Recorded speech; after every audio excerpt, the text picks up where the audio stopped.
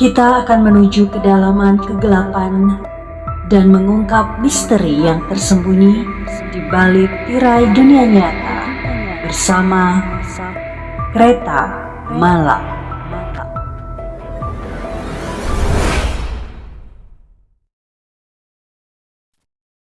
Kali ini saya akan mengajak Anda untuk menuju kisah nyata.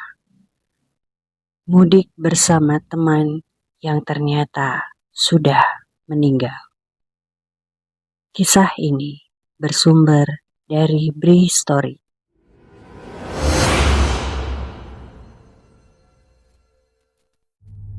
Perlahan Hudar menoleh ke orang tersebut. Penerangan yang seadanya membuat Hudar harus sedikit mengernyitkan dahi untuk memperjelas penglihatan. Tapi ternyata dugaan Hudar benar. Memang ada orang yang sedang memperhatikan. Hanya berselang beberapa meja saja, orang ini duduk sambil terus menatap Hudar. Sampai akhirnya dia tersenyum setelah tahu kalau Hudar sudah sadar sedang diperhatikan. Sementara Hudar masih belum tahu siapa orang itu. Tapi hanya sebentar. Akhirnya beberapa detik kemudian Hudar sadar. Yuda. Lalu Hudar berdiri menghampiri Yuda. "Ah, aku kira siapa? Sama siapa kamu, Yud?" tanya Hudar ketika mereka sudah duduk semeja. "Sendiri. Kamu mau kemana, Dar? Mudik juga?" "Iyalah, aku juga mudik. Naik apa kamu?" "Itu, aku naik bus yang itu," jawab Yuda sambil menunjuk ke bisnya di kejauhan. "Ah, kebetulan. Kalau gitu, kamu ikut aku aja. Toh, tujuan kita sama. Rumahmu masih di Sembung Harjo kan?" "Masih, Dar," Yuda menjawab sambil tersenyum. "Ya sudah, kita bareng aja. Kita berangkat sekarang. Sudah jam 12:30. "Baiklah, aku ambil tas dulu ya." Yuda lalu berjalan menuju bis, sementara Hudar menuju mobilnya. Hudar senang karena akhirnya dia ada teman dalam perjalanan. Ada teman untuk berbincang. Jadi Yuda dan Hudar adalah kawan lama. Mereka satu kelas pada waktu SMA. Terpisah setelah keduanya lulus, lalu melanjutkan kuliah di tempat yang berbeda. Karena kesibukan, mereka mengetahui kabar masing-masing lebih banyak dari media sosial atau obrolan teman, walau sesekali bereuni dengan teman seangkatan lainnya. Dan akhirnya mereka dipertemukan di satu tempat peristirahatan di Cipali. Selanjutnya bersama berkendara menuju Semarang, kampung halaman mereka berdua. Di dalam perjalanan dalam kendaraan, percakapan lebih banyak didominasi oleh Hudar. Yuda hanya membalas menjawab seperlunya saja. Tapi dalam hal ini Hudar bisa mengerti. Karena yang dia tahu, Yuda memang pendiam sejak dulu. Tapi ya itu tadi, akhirnya selama perjalanan, mereka berdua lebih banyak diam. "Oh iya, beberapa bulan yang lalu, aku dengar kamu sakit ya, Yud?" Hudar kembali bertanya membuka perbincangan. "Iya, tapi sudah sembuh," jawab Yuda singkat. "Sakit apa, Yud? Aku dengar cukup parah." "Dirawat beberapa hari saja." Lagi-lagi perbincangan berhenti. Yuda yang memang sangat pendiam, ditambah dengan sudah bertahun-tahun lamanya mereka tidak berjumpa. Jadi Hudar maklum kalau perbincangan hanya seadanya, lebih banyak diam. Tapi Hudar sudah cukup bersyukur dengan adanya Yuda. Dia jadi tidak merasa sendirian lagi. Setidaknya sudah ada yang menemani. Sementara Yuda lebih banyak seperti sedang menikmati perjalanan.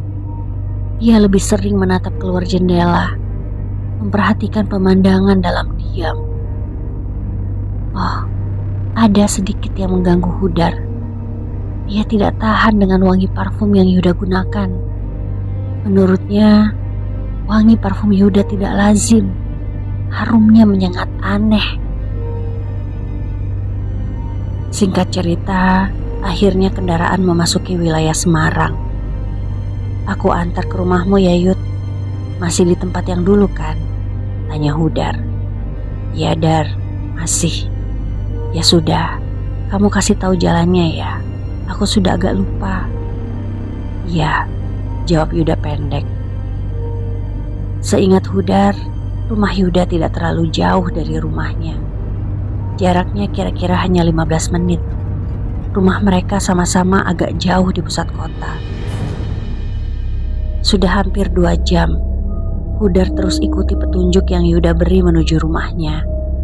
Perjalanan yang sudah semakin dekat tujuan, tapi masih terbilang sepi tanpa percakapan. Beberapa saat kemudian, mereka mulai masuk salah satu pemukiman di daerah Sembung Harjo. Pemukiman yang tergolong sepi, apalagi terhitung masuk tengah malam seperti ini. Tidak ada orang yang terlihat sama sekali. Setelah masuk pemukiman ini, Hudar mulai bisa meraba daerah yang sedang dimasuki. Kurang lebih, dia masih hafal wilayah walaupun sudah bertahun-tahun tidak datang berkunjung.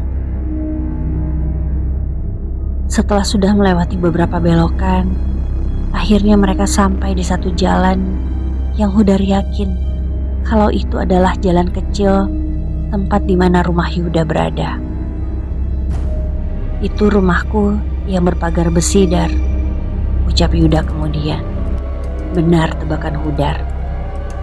Kemudian Hudar langsung menuju rumah yang dimaksud. Tidak memakan waktu lama, karena memang sudah dekat. Mereka akhirnya sampai di depan rumah Yuda. Hudar parkir persis di depan pagar. Setelah mobil sudah berhenti, mereka lalu turun dari kendaraan. Mampir dulu, Dar, tanya Yuda dengan senyuman.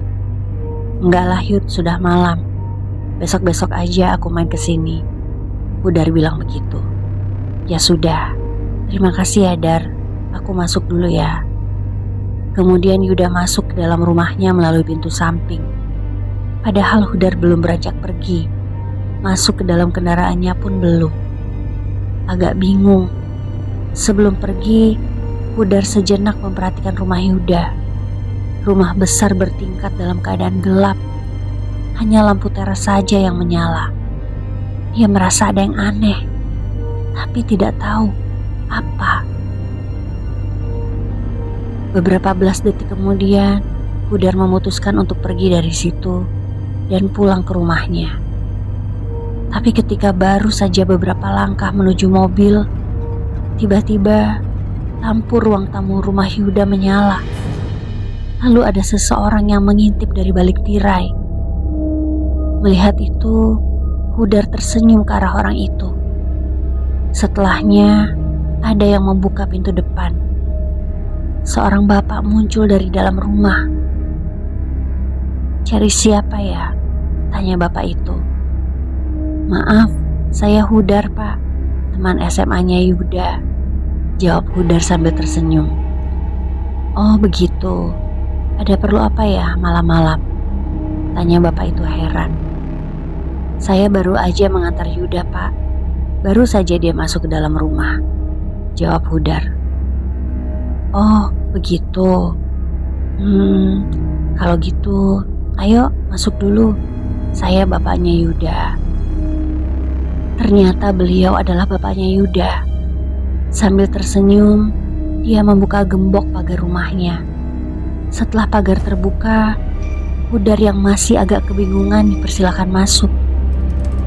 Di ruang tamu, sudah menunggu seorang perempuan paruh baya menyambut dengan ramahnya. Perempuan itu adalah ibu dari Yuda. Mungkin bapak sama ibu sudah lupa. Saya Hudar, teman SMA Yuda. Waktu SMA dulu, saya beberapa kali main ke rumah ini. Hudar membuka percakapan. Oh, tentu saja kami masih ingat, Nak, jawab ibu Yuda sambil tersenyum ramah. Tadi karena di luar gelap, Bapak jadi nggak begitu jelas melihat kamu. Bapak Yuda menambahkan. Jadi, Nak Hudar ini dari mana? Tanya mereka nyaris berbarengan. Saya dari Jakarta, Bu. Pak, mau pulang mudik. Kebetulan, tadi dalam perjalanan saya bertemu dengan Yuda. Ya sudah, saya ajak sekalian untuk pulang bareng. Dengan lancar dan tanpa beban, Hudar menceritakan semuanya ketika dia bersama Yuda pulang ke Semarang. Sementara kedua orang tua Yuda mendengarkan dengan seksama. Yang aneh, sejak Hudar masuk, dia sama sekali tidak melihat Yuda lagi. Hanya kedua orang tuanya saja. Jadi begini, Nak Hudar. Mohon maaf sebelumnya kalau saya akan menceritakan sesuatu yang akan membuat kaget. Bapak akhirnya mulai menjelaskan. Sementara ibunya Yuda mulai menangis perlahan. Hudar tidak tahu sebabnya apa. Mereka kemudian bercerita sambil menjelaskan panjang lebar. Kisah yang nantinya akan membuat Hudar menahan nafas. Mereka bilang, sebenarnya Yuda sudah meninggal 6 bulan sebelumnya. Almarhum sakit keras ketika sedang tinggal dan kerja di Jakarta. Hudar kaget mendengarnya. Syok. Padahal baru saja dia mengantarkan Yuda pulang ke rumahnya.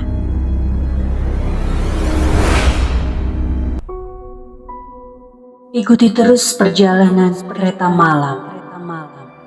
Karena mungkin saja akan membawamu pada kisah yang sama.